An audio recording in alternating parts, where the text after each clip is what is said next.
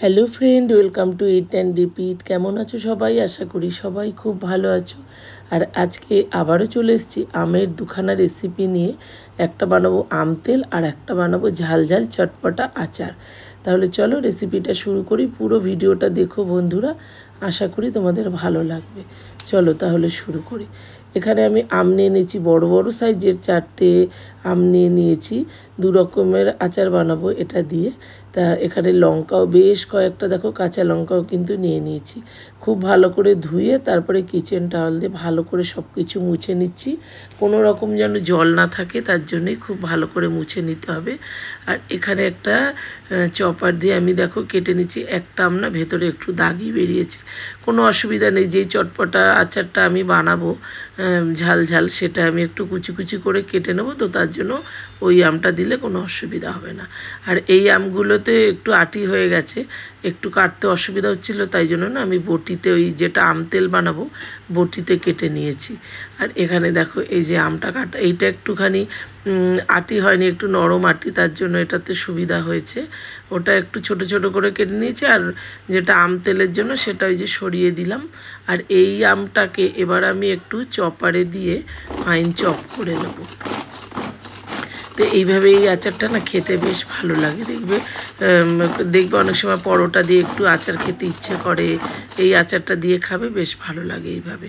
আর আমার এই চপারটা এমন হয়ে গেছে যেন, তো ভেঙে গেছে একটু সাইড থেকে, তবুও কি সুন্দর, এত সুন্দর এটা চপ হয় না, যার জন্য এটাকে ছাড়তেই পারি না।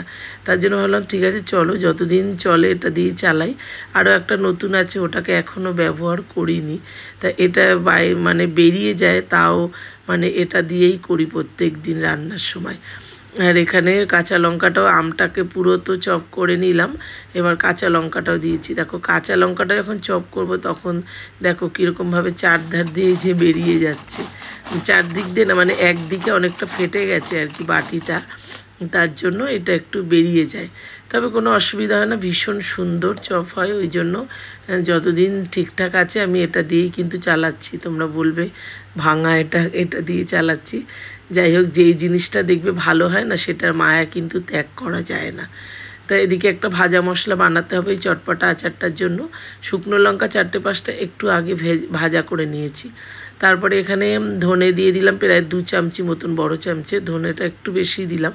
আর এখানে 1 চামচি মতন সাদা জিরে দিয়েছি। মৌরিও কিন্তু প্রায় 1.5 চামচি মতন দিয়েছি। আর মেথি খুব সামান্য। এটাই হচ্ছে ভাজা মশলা। একটুখানি, খুব বেশি ভাজা করবে না, একটু যখন দেখবে সুন্দর একটা গন্ধ বেরিয়ে গেছে, তবে লঙ্কাটা একটু আগে ভেজে নিলেই কিন্তু ভালো হয়।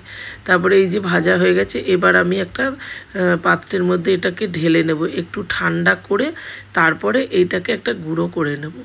তারপরে এই যে আমি ভেবেছিলাম এই বোলটার মধ্যেই মাখবো, কিন্তু আমটা অনেকটা হয়ে গেছে চপারে চপ করার পরে। তার জন্য আমি এই একটা বড় পাত্র নিয়ে নিলাম, সেটার মধ্যেই মাখতে আমার সুবিধা হবে, তার জন্য আমটাকে দিয়ে দিলাম পাত্রটার মধ্যে। তারপরে এই যে দেখো, এই যে কাঁচা লঙ্কা, বেশ কয়েকটা কিন্তু কাঁচা লঙ্কা দিয়েছি। ভীষণই ঝাল ঝাল হয় আর খেতে কিন্তু বেশ ভালো হয় এই আচারটা। তারপরে হলুদ গুঁড়ো দিয়ে দিলাম, নুন দিয়ে দিলাম, স্বাদ মতন নুনটা একটু বেশি দিলেই ভালো হয়। আম তো প্রচণ্ড টক, নুনটা কিন্তু একটু বেশিই লাগে। তারপরে ওদিকে ওটা দিয়ে এখানে একটা তেল বানিয়ে নিচ্ছি। একটু তেলের মধ্যে না 5 ফোড়ন দিয়ে দিলাম, 5 ফোড়নটা দিয়ে দিলাম। তারপরেই কিছুটা হিং আমি দিয়ে দিলাম। হিংটা একটু ভাজা হয়ে যাওয়ার পরেই এখানে এবারে দিয়ে দেবো এই যে কাশ্মীরি লঙ্কার গুঁড়ো নিয়ে নিলাম। এটাতে কালারটা বেশ সুন্দর হয়, তার জন্য এটা কিন্তু কাশ্মীরি লঙ্কার গুঁড়ো। এই লঙ্কার গুঁড়োটা দেওয়ার পরেই এই যে এইটাকে আমি এইটার মধ্যে ঢেলে দিলাম। নুন দিয়েছিলাম, হলুদ দিয়েছিলাম, একটু কিন্তু সামান্য একটু চিনিও দিয়েছি বন্ধুরা। একটু হালকা মিষ্টি মিষ্টি লাগলেও ভালো লাগে, তবে মিষ্টি একদমই হয়নি, এটা টকটকি আচার, তবে একটু সামান্য মিষ্টি দিলে স্বাদটা কিন্তু খুব সুন্দর ব্যালেন্স হয়, তার জন্যে। আর তোমরা যদি মনে করো একদম পুরো টক রাখবে, তাহলে চিনি না দিলেও পারো, তবে আমি একটু চিনি দিয়েছি। একটুখানি এটাকে মিশিয়ে নিলাম তেলটা দিয়ে। তারপরে এই যে ভাজা মশলাটাকে যে গুঁড়ো করে রেখেছি সেটাও দিয়ে দিলাম। এবার এটাকেও মেখে নেব। দেখো দেখতে কি সুন্দর লাগছে না, আর খেতেও অসাধারণ হয় এই আচারটা। একবার বানিয়ে নিয়ে দারুণ টেস্ট, ভাত দিয়ে, রুটি দিয়ে, পরোটা দিয়ে, যা দিয়েই খাও না কেন খুব সুন্দর লাগে। তাই এই যে দেখো হয়ে গেল, কতটা সুন্দর লাগছে। ঝালটা আমি অনেকটাই দিয়ে দিয়েছি, যে যেমন মনে করো, যদি মনে করো একটু ঝালটা কম দেবে দিতে পারো, তবে এটা রোদে থাকতে থাকতে কিন্তু ঝালটাও অনেকটা ব্যালেন্স হয়ে যায়, খুব সুন্দর হয়ে যায় কিন্তু আস্তে আস্তে আচারটা। তারপরেই দেখো আমি এই যে একটা নেটের নেটের ওড়না আছে আমার, সেটা দিয়ে আমি একদম ঢাকা দিয়ে রোদে নিয়ে চলে এসেছি। আর রোদটা উঠেছে একদম, যাকে এখন তো প্রচুর রোদ উঠছে এই সময়, আর আচারও খুব ভালো হয়। দেখো একবার সূর্যদেবকেও দেখিয়ে দিলাম কতটা রোদ উঠেছে। দেখো একদিন রোদ পুরো খেয়েছে, আর 1.5 দিন, ধরো আমি এই আজকে দুপুরবেলা এটা করছি, তা 1.5 দিনের মতন আমি রোদে ওরকমভাবে রেখেছি। তারপরে এই যে নিয়ে চলে আসলাম, এবার আমি ডাব্বার মধ্যে ভরবো। তা একবারে ডাব্বার মধ্যে ভরে সেটা তো রোদে দিতে পারো, তবে একটুখানি এই গামলার মধ্যে রেখে রোদে দিলে না সুন্দর চারিদিকে রোদটা পায়, ভালো হয় তাতে। এবার আমি এই যে ডাব্বার মধ্যে এটা রেখে দিচ্ছি, খুব সহজেই কিন্তু হয়ে যায়, খুব বেশি টাইম লাগে না এই আচারটা তৈরি হতে, যেহেতু চপারে একদম চপ করে মিহিন করে নিই, তো তার জন্য খুব বেশি সময় লাগে না। আর এটা কয়েকদিন রোদে রাখলে কিন্তু একদম খাবার জন্য রেডি হয়ে যায়, আর খুব সুন্দর হয়। একদম রোদে না দিলেও সঙ্গে সঙ্গে বানিয়েও কিন্তু একটু পাতে নিয়ে খেতে পারো, খুব ভালো হয়। তাহলে চলো এবার আম তেলটাকে বানাই। আম তেলটার জন্য একদম ডাইরেক্ট এই ডাব্বাটার মধ্যেই আমি এই তেল দিয়ে সব কিছু দিয়ে দেবো, আলাদা করে আর মেশাবো না। এই যে আম তেলটাও কিন্তু আমি 1 থেকে 1 দিন নিয়ে আর কি ওই নুন হলুদ মাখিয়ে একটুখানি রোদে রেখেছিলাম। তা আর কী করেছি বলো তো, একটু বৃষ্টি নেমে গেছিলো বলে আমি কী করেছি, এই আম তেলটার মধ্যে না একটু জল বেরিয়ে গেছিলো, তার জন্য আমি একটুখানি জলটাকে একটু শুকনো খোলায় দিয়ে আমটা একটু সামান্য 5 মিনিটের মতন নাড়া দিয়েছি, জলটাকে পুরো শুকিয়ে নিয়েছি। জলটা আমি একদমই দেবো না, তার জন্য এটা করেছি। তবে রোদে যদি পুরো জলটা শুকাতে পারো তাহলে কিন্তু ওটা করার কোনো দরকার নেই। আর এই যে দেখো ডাব্বার মধ্যে তেলটা দিয়ে দিলাম, সর্ষের তেল, আর এখানে এটা দিয়ে দিচ্ছি গোটা 5 ফোড়ন, একদম গোটা, কোনো ভাজা না কিছু না, একদম গোটা 5 ফোড়ন। আম তেল বানাতে সবাই পারো, তবুও যারা না পারো আমি কিন্তু তাদের জন্যই বলছি। আর এই যে 5 ফোড়নটা দিয়ে দিলাম, একটু ওই কালো জিরে, তারপরে মৌরি, মেথি, যেটা দিয়ে 5 ফোড়ন হয় আর কি, সেটাই দিয়ে দিলাম।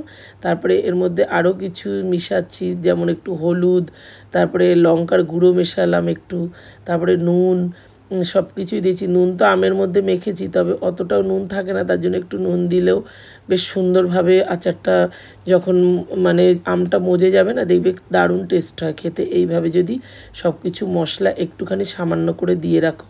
দিয়ে দিলাম বেশ কয়েকটা কাঁচা লঙ্কা সম্পূর্ণ অপশনাল, যদি মনে করো দিতে পারো, আর না হলে না দিলে হবে। এই আম তেলটা তো ভীষণই ভালো লাগে, যেমন ধরো মুড়ি দিয়ে বা যে কোনো, বা একটু আলু সেদ্ধ দিয়ে আম তেল দিয়ে খাও, দারুণ লাগে গরম ভাতে। তার জন্য এই আম তেলটা কিন্তু এই সময় বানানো ভীষণই প্রয়োজন। তা এই যে আমগুলোকে ওর মধ্যে দিয়ে দিলাম, তা একদম চেপে চেপে আমগুলোকে ভরে দিচ্ছি। তারপরে ঢাকনাটাকে লাগিয়ে তারপরে একটু ঝাঁকিয়ে নেব। তবে আমার আরও একটু তেল দিতে হবে, অনেকটাই তেল উঠে এসছে, তবে আরও একটু সামান্য দিয়ে দেবো। তবে একদম কানায় কানায় ভর্তি করে তেল দেবে না, আমি কিন্তু এটাই করে ফেলেছিলাম। তাই একটু বেশি করে তেল দেওয়াতে কী হচ্ছে, যখন এটা রোদে দিয়েছি 2 দিন আমি ছাদে দিয়েছিলাম, তারপরে আমি জানলাতেই রেখে দিয়েছি আর কি, জানলাতে রোদ আসে, তার জন্য আমি জানলাতেই রেখে দিয়েছি। একদম কানায় কানায় যদি ভরো না, রোদে দিলে কী হয় বলো তো, ভেতরে না ওই রোদের তাপে একটা তেলটা ধরো ফোটে, তখন কিন্তু বাইরে বেরিয়ে আসে তেলটা, তার জন্য একটু সামান্য খোলা রাখবে। এই যে হয়ে গেল 2টো আচার, একদম জানলায় রেখে দিয়েছি। তাহলে রেসিপি দুটো তোমাদের কেমন লাগলো বন্ধুরা অবশ্যই কমেন্টে জানিও। ভালো লাগলে লাইক শেয়ার করে দিও, চ্যানেলটাকে সাবস্ক্রাইব করে দিও। ফেসবুক থেকে দেখলে পেজটিকে ফলো করে আমার পাশে থেকো।